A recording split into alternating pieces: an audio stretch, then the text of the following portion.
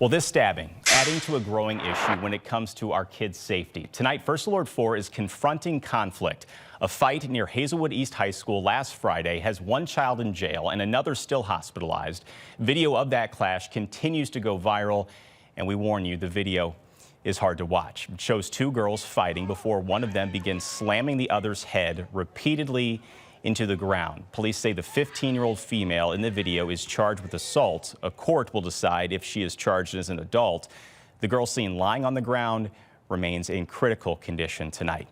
Well, this fight showing a growing trend here in the metro and really throughout the country. Last month, a 14-year-old student had his lip busted and ear ripped at McClure High School, and during the fall, several schools had to cancel or move their football games because of brawls. So joining me now is Dr. Marty Casey with the Ungun Institute, a company working on a de-escalation tactics and really finding solutions for some of this violence that we are seeing with our youth. So Dr. Casey, really appreciate you being here. I know your organization is about the solutions, and we're going to get there in just a minute. But from your conversations that you're having with youth in the community, what is leading to some of this violence that we are seeing with these fights that are happening in schools?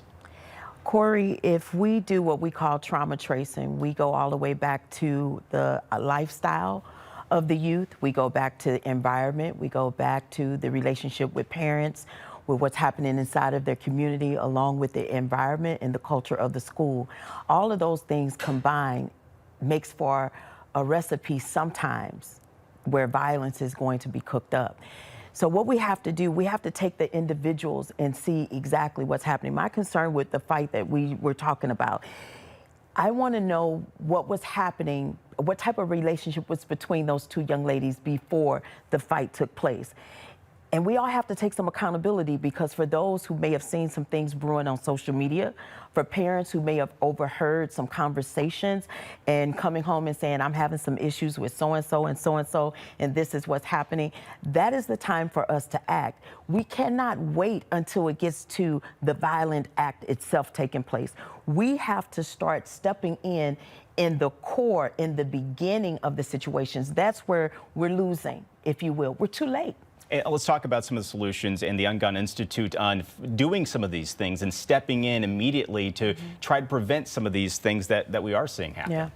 Yeah, it's all about the preventative work. But in order to do that, you have to know the tools and the techniques that it will take so these children can practice these things. This is not like, hey, I want you to be on your best behavior, go to school, you go to school to learn, come home and all is well. Because that's just not the way it is today. I mean, there's so many different things that we have to take into account as to, I could be raising my child one way at home, but when they go into an environment where there's many different things happening and with backstories of other children, trauma's transferable, right? So my child will not be exempt from those things that's happening. What about the children that was just walking down the street trying to get to the house when the fight took place? They just bared witness to something, and now those things is in their mind. Now they have fear. Now they're waiting for something to happen, and they have to be ready to react to that. That's what we don't want. We want them to be able to respond. And the only way that we can get them to respond is by teaching them tools and techniques to help them stay calm and to stay safe and make the proper decisions, to be able to communicate what's happening in advance.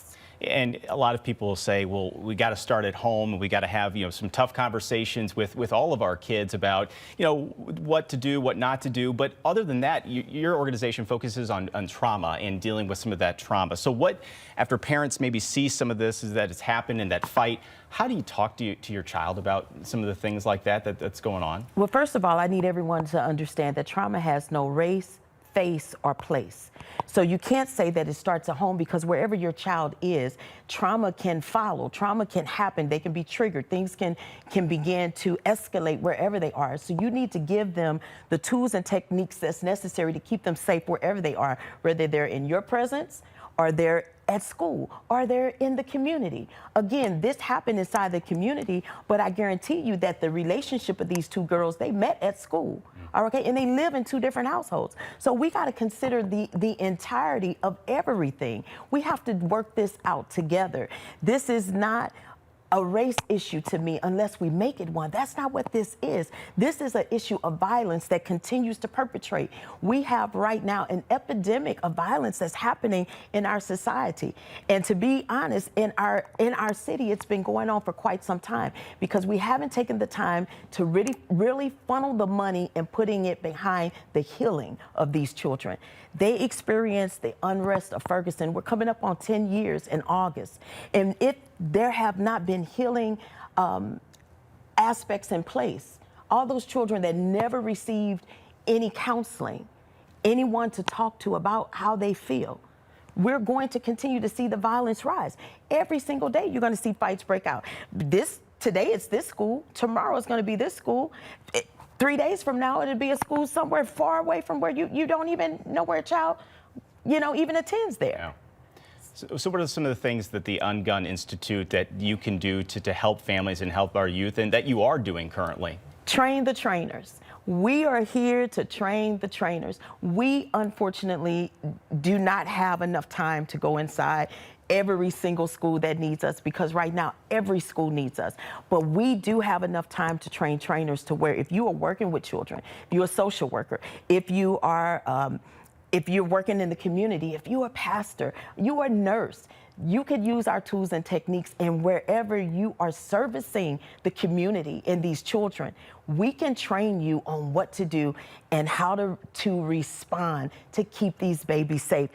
I brought this here, and I know they probably can't see this, but I just want to just show you that trauma, we have two choices here. We can keep going down this road where there's killing and broken communities, and that keeps us on that cycle of violence, or we can choose that path of healing, and that brings us to building safer communities. And that happens in that triangle effect where parents, schools, and communities together have to keep that child safe.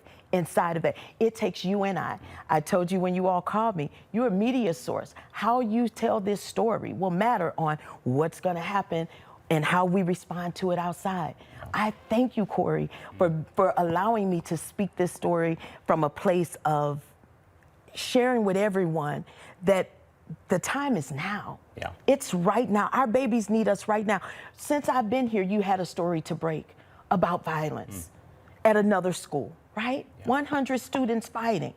It probably only started with 2, but because trauma is transferable, 98 other students was involved in it. Yeah. Yeah. So what are we going to do? What side are we going to choose? Are we going to continue to kill, or are we going to heal?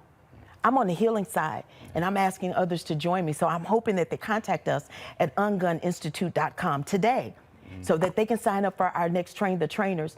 And let's do something about our city. It's an important conversation, and we'll continue to have the conversation, make some changes. All right, Dr. Casey, really appreciate it. Thank you. Thank you. And we'll be right